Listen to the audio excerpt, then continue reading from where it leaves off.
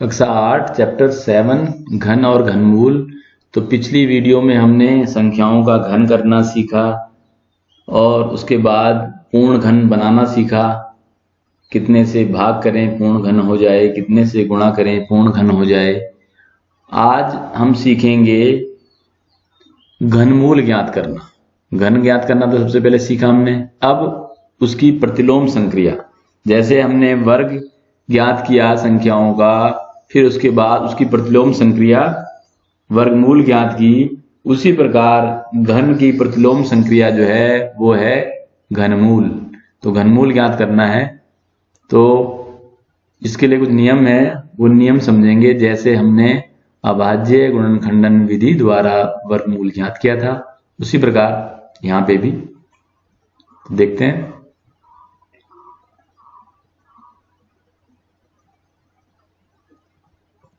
तो अभाज्य गुणनखंडन विधि द्वारा घनमूल ज्ञात करना, तो इसके लिए भी उसी तरह से जैसे वर्गमूल में नियम थे वहां यहाँ पे भी हैं, जरा समझेंगे। पहला क्या है, नियम नंबर 1, सबसे पहले अभाज्य गुणनखंडन करते हैं। वर्गमूल में भी ऐसा किया था, सबसे पहले अभाज्य गुणनखंडन करते हैं। दूसरा क्या था, वहां पे जोड़े बनाते हैं, यहाँ पर तिर्यक बनाते हैं। वहां 2-2 का जोड़ा बनाना था, यहाँ 3-3 का तिर्यक बनाएंगे। फिर तिर्यक में से 1-1 ले लेंगे और घनमूल का चिन्ह हटा देंगे। वहां पे क्या था, जोड़े में से 1-1 संख्या लेते हैं और वर्गमूल का चिन्ह हटा देते हैं और फिर उन संख्याओं की गुणा कर देते हैं। तो ठीक वर्गमूल की तरह ही है, लेकिन यहाँ पर जोड़ा नहीं बनाना, यहाँ पे तिर्यक बनाना है और तिर्यक में से 1-1 लेना है, उन संख्याओं की गुणा कर देनी है, घनमूल का चिन्ह हटा देना है। तो वही 4 वैसे ही वहां पे थे वर्गमूल में, ऐसे ही यहाँ पे है। तो एक प्रश्न लेते हैं और प्रश्न को हल करते हैं, समझते हैं फिर। तो 216 का घनमूल ज्ञात कीजिए।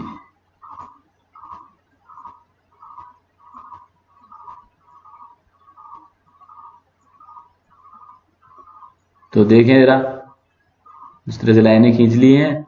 सबसे ऊपर 216 लिखा, इसमें 2 का भाग ज्यादा है क्योंकि इकाई के अंत में 2 का भाग चला जाएगा, 6 में 2 का भाग जाएगा तो इसलिए 2 का भाग जाएगा। 2 से भाग करेंगे, अलग से करके देख लें तो 216 में आएगा 2 एकम 2 और 2 0 108। अलग से भाग करके देख लें, यहाँ पे कठिनाई हो रही है। तो फिर 2 से भाग करेंगे तो ये आ जाएगा 2 पंजे 10, 2 चौके 8, 54। फिर 2 से भाग करेंगे, 2 दूनी 4, 2 आया और फिर 14 बचा, 2 सत्ते 14, यानी कि ये 2 से भाग करने पे आ गया 27।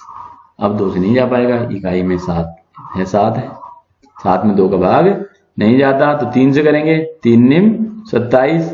फिर 3 से भाग करेंगे, 3 तिया 9 और फिर 3 से 3 एकम 3। तो हमने क्या कर दिया, सबसे पहले क्या कर दिया, गुणनखंड कर दिए हैं। तो 2 से अब 216 के हमने क्या कर दिए, अभाज्य गुणनखंडन।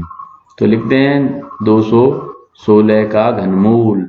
तो घनमूल का चिन्ह यह है, ये करणी चिन्ह के ऊपर 3 लिखा जाएगा। तो करणी चिन्ह के ऊपर तो 2 से 16 के गुणनखंडन कर दिए हैं, तो ये लिख दिए 2 गुणा 2, 3 बार 2 है, 3 बार ही 3 है। तो करणी चिन्ह अगर सिर्फ है तो उसका मतलब वर्गमूल, और करणी चिन्ह के ऊपर 3 है तो उसका मतलब है घनमूल। तो ये घनमूल का चिन्ह है, या तो ऐसे लिखा जाए 2 से 16 का वर्गमूल, या ऐसे निशान लगाया जाए। तो अब इसका प्रतीक है ये। अब क्या करें, पहला काम सबसे पहले अभाज्य गुणनखंडन करते हैं, कर दिए। फिर क्या करते हैं, तिर्यक बनाते हैं। तो तिर्यक बनाए, अब 3-3 के जोड़े। देखो यहाँ 2 का बन रहा है, 3 का बन रहा है, तो निशान लगा देते हैं। 216 का घनमूल बराबर घनमूल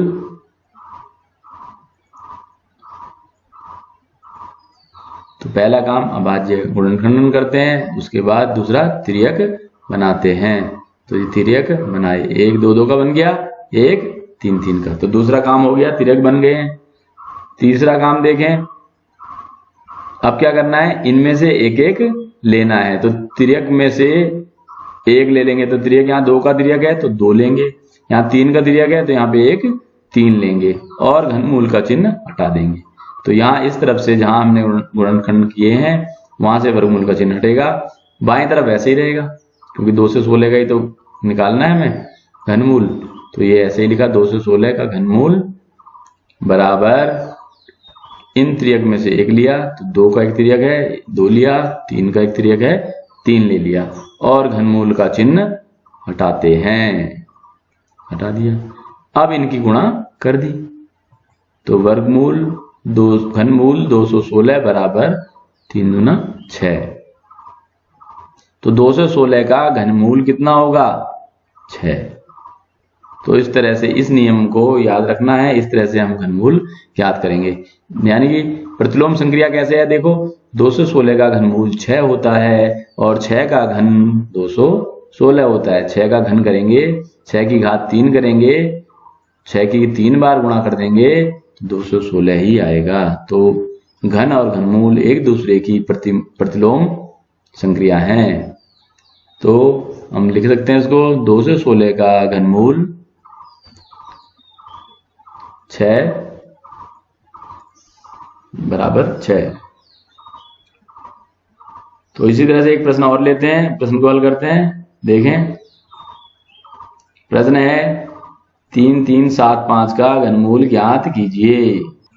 मैं फिर से नियम लिख दूंगा, देखें नियम, ताकि बार बार आपको पढ़ करके देख करके ये याद हो जाए। सबसे पहले अभाज्य गुणनखंडन करते हैं, फिर दूसरा है त्रियक बनाते हैं यानी 3 3 वाले जोड़े, फिर त्रियक में से एक एक संख्या ले लेते हैं और घनमूल का चिन्ह हटा देते हैं। चौथा है जो संख्या ली है उनकी गुणा करते हैं। तो यहाँ 3375 का करना है, तो यहाँ लाइनें खींचते हैं और संख्या लिखी। अब जैसा मैं देख रहा हूं इकाई का अंक 5 है, 2 का भाग तो जाएगा नहीं, तो यह सारे अंकों को जोड़ करेंगे 7 और 5 12 और 3 15 और 3 18। तो अंकों के योग में अगर 3 का भाग जाता हो तो संख्या में 3 का भाग चला जाता है, तो यानी 18 है अंकों का योग। तो 18 में, ये हमने सब कक्षा 6 में पढ़ा हुआ है, तो 18 में 3 का भाग जा रहा है तो इसलिए 3 का भाग जाएगा, तो यानी 3 से करेंगे। तो अभाज्य संख्याओं से करना है, वैसे भी 2 से नहीं जाएगा, 3 से नहीं जाएगा, 5 से नहीं जाएगा, 7 से नहीं जाएगा, फिर 11 से नहीं जाएगा, तो 13 से, और तब तक करेंगे जब तक लास्ट में 1 ना आ जाए। ये हमने वर्गमूल में अच्छे से सीखा है। अब देखें 3 से भाग कर रहे हैं, तो 3 से भाग करेंगे, यहाँ पे आप अलग से भाग कर लें, जो भी भाग करके आएगी संख्या वो यहाँ लिखेंगे। तो 3 एकम 3, 3 एकम 3, 3 दूनी 6 और 3 पंजे 15, तो 1 1 2 5 ये आ जाएगा, 1 1 2 5। फिर 3 से भाग करके देख लें, 3 से जाएगा भाग, तो 3 3 9, 3 7 21, 3 पंजे 15, 375 आ रहा है। फिर 3 से करेंगे, 3 एकम 3, 3 दूनी 6, 3 पंजे 15 यानी 125 आ गया। फिर 3 से करेंगे, 3 से जाएगा 5 और 2 7 और 1 8, 8 हो रहा है इनका योग। 8 में 3 का भाग नहीं जाता, अंकों के योग में अगर 3 से भाग जा सकता हो तो 3 से भाग चला जाता है। तो यहाँ कितना है, ये 5 और 2 7 और 1 8, 8 में 3 का भाग नहीं जाता, इनके अंकों के योग में 3 का भाग नहीं जा रहा है, इसलिए 3 का भाग नहीं जाएगा। तो 5 से कर देंगे, तो 5 दूनी 10 और 5 पचे 25, ठीक हो गया। फिर 5 से जाएगा 25 में, तो 5 पचे 25, अब फिर 5 एकम 5। तो ये हो गया पहला काम, अभाज्य गुणनखंडन। तो लिखते हैं इसको, घनमूल 3375 बराबर घनमूल और ये सब संख्याएं 3 बार 3 है, अब 3 बार ही 5 है।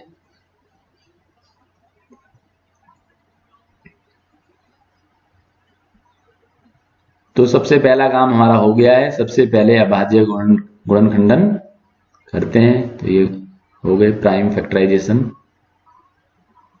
फिर त्रियक बनाते हैं, तो अब त्रियक बनाना है यानी 3 3 का जोड़ा 3, तो पहले 3 बार है, ठीक हो गया। तो अभाज्य गुणनखंडन हो गए। अब अगली लाइन में चाहे तो आप इसी लाइन में बना सकते हैं, एक लाइन की बचत हो जाएगी, लेकिन मैंने इन चारों नियमों को 4 लाइनों में ही स्पष्ट किया है, तो इसलिए आप भी ऐसा ही कर सकते हैं। आप चाहे तो यहीं पहली वाली लाइन में ही जोड़े बना सकते थे, मतलब तिर्यक बना सकते थे। वर्गमूल में जोड़े बनाने हैं और घनमूल में तिर्यक बनाने हैं, ये ध्यान रखना है, बस दोनों एक जैसा ही है वैसे। तो यहाँ पे देखो एक तिर्यक बन गया और ये दूसरा तिर्यक ये बन गया, तो बन गया, कोई भी संख्या छूटी नहीं, तो यानी कि 33 75 एक पूर्ण घन संख्या है। अगर कोई जोड़ा नहीं बन पाता, तिर्यक नहीं बन पाता, तो पूर्ण घन संख्या नहीं है, तो उसका घनमूल नहीं निकल पाएगा। तो यहाँ पे तिर्यक बनने जरूरी हैं अगर घनमूल ज्ञात करना है तो ये पहला काम अभाज्य गुणनखंडन कर दिया, दूसरा काम दूसरी लाइन में तिर्यक बना दिए।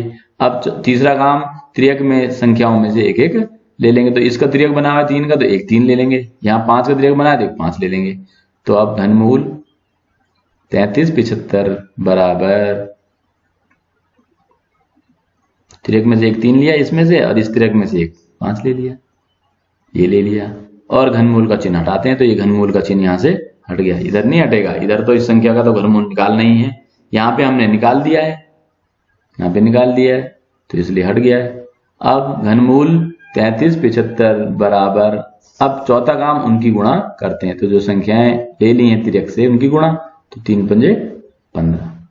तो इस प्रकार 33 75 का घनमूल कितना हो गया 15। तो इस तरह से आपको प्रश्नावली 7.2 के सवाल करने हैं अभाज्य गुणनखंडन विधि द्वारा। 7.1 के लिए आपको पहले की दोनों वीडियो देखनी है। तो ये हो गया। तो इस तरह से ये 2 मैंने सवाल कर दिए हैं, बाकी के सवाल आप अपने आप करेंगे इनको वीडियो को देख करके। धन्यवाद।